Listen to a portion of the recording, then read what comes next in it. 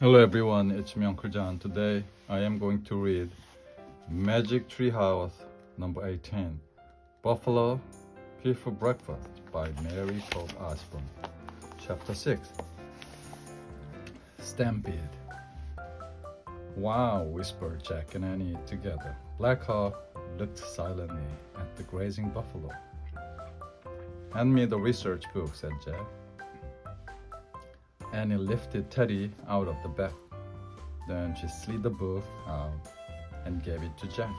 He found a picture of a buffalo herd. He read to himself. The true name of the buffalo is bison.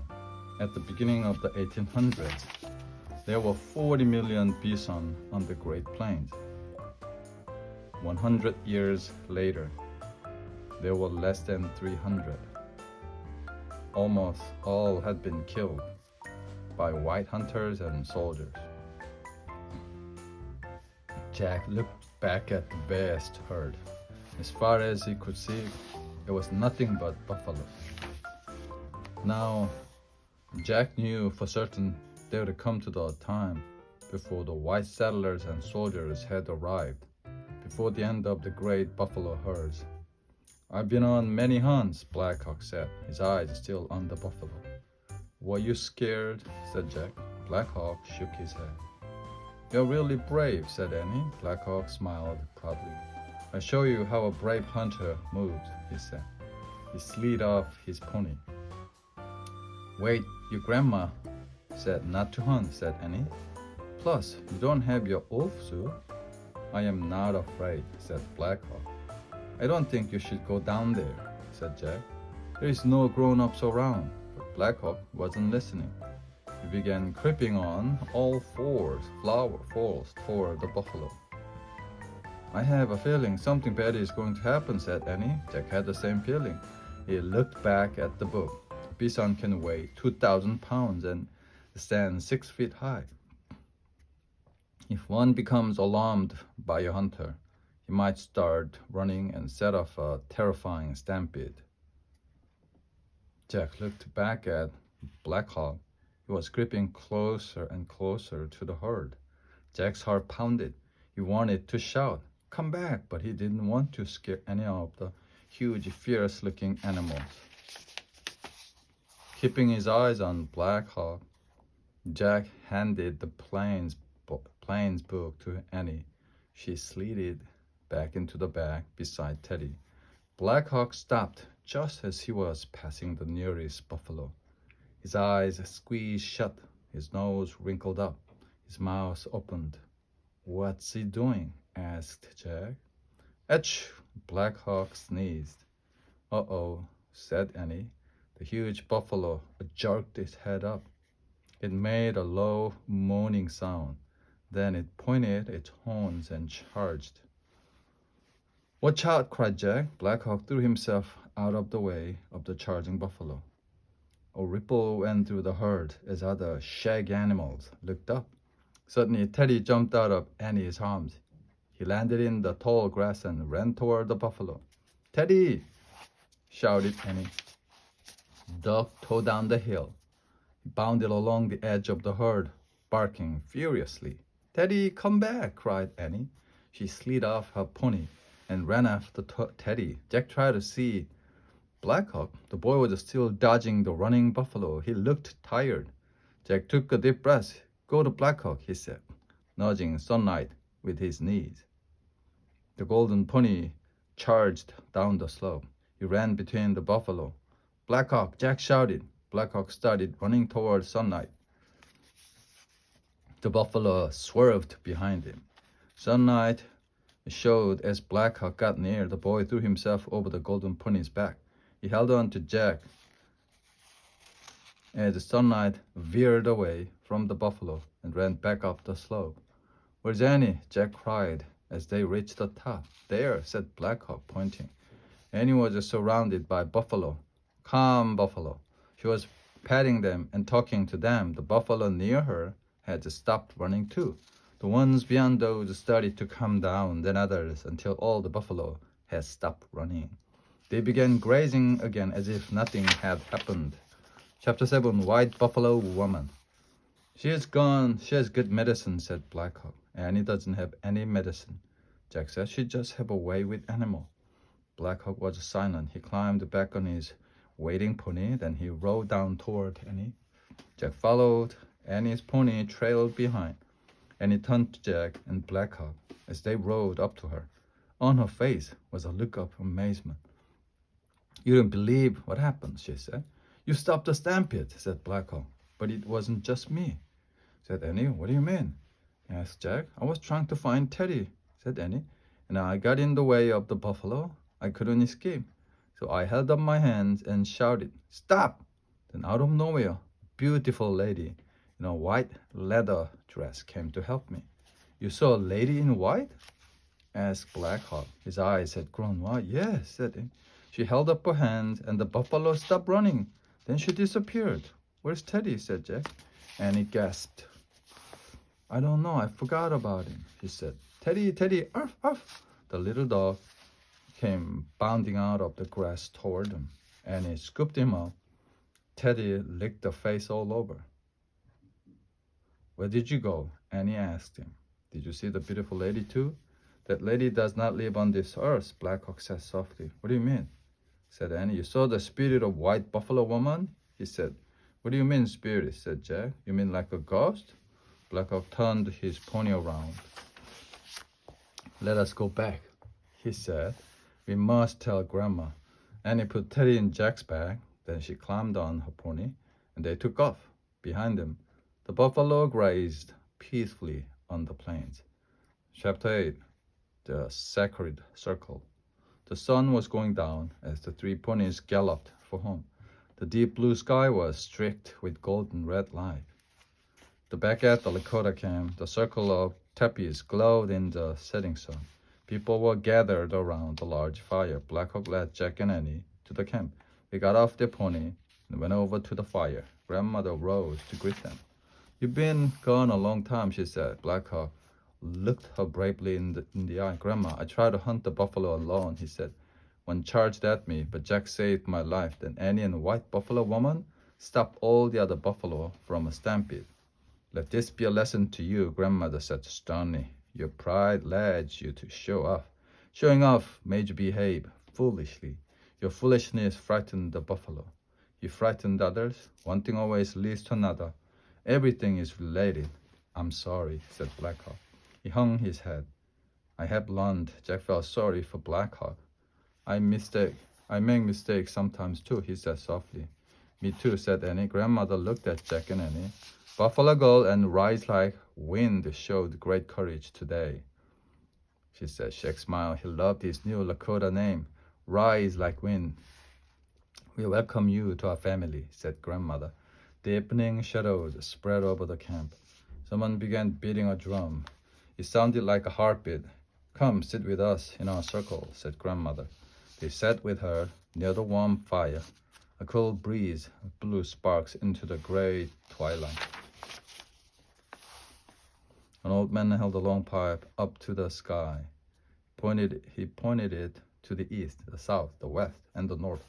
Then he passed the pipe to the next man in the circle. The man put the pipe to his lips and blew smoke into the golden firelight. Then he passed it on. The smoke from the sacred pipe joins all things to the Great Spirit. Grandmother said to Jack and Annie, the Great Spirit. Asked Annie, the Great Spirit is the source of all things in the sacred circle of life, said Grandmother. It's the source of all spirits. What spirits? Asked Jack. There are many, said Grandmother. Wind spirit, tree spirit, bird spirit. Sometimes they can be seen, sometimes they're not. What about the white buffalo woman, said Jack. Who is she? She's a messenger of the Great Spirit, said Grandmother. He sent her when the people were starving. She brought the sacred pipe so that our prayers could rise to the Great Spirit. He answers by sending us the buffalo. Why do you think white buffalo woman came to me? Asked Annie. Sometimes courage can summon help from the beyond. Grandmother said. She pulled a brown and white feather from a small buckskin bag. She put the feather on the ground in front of Jack and Annie. This is a gift for you, she said. An eagle's feather for your courage. Arf, arf. Teddy wagged his tail. Jack and Annie smiled at each other. The eagle's feather was their gift from the Prairie Blue. The mission was complete.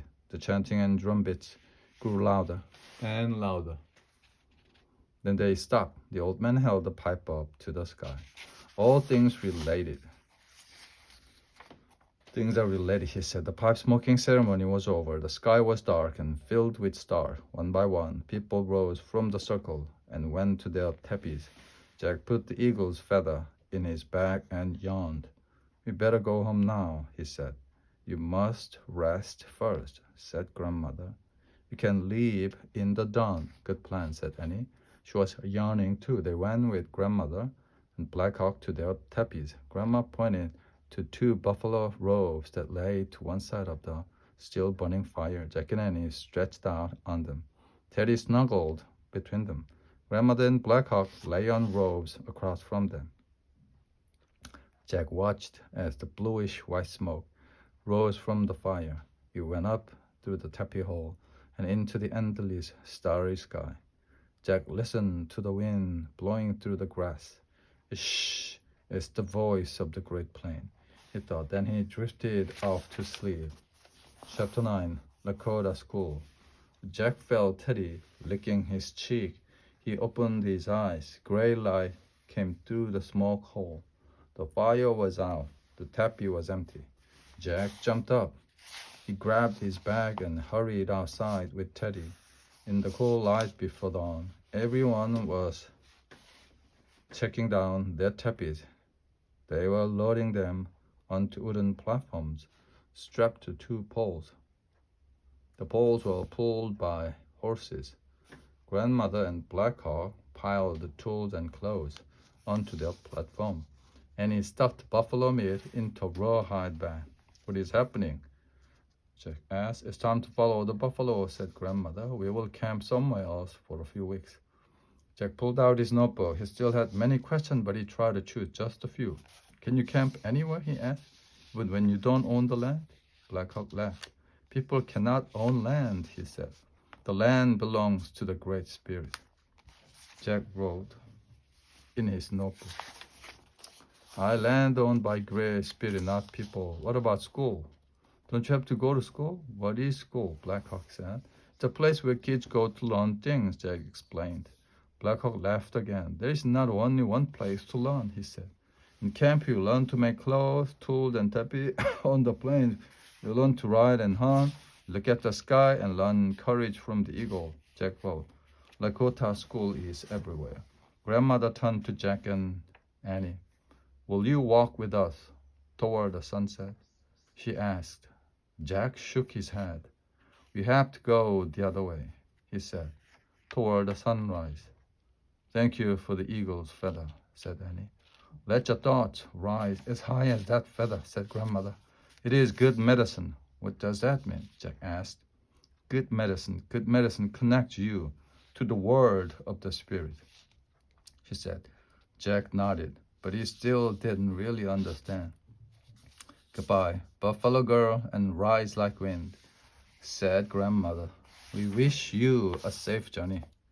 Jack and Annie waved, and they started walking back the way they had come.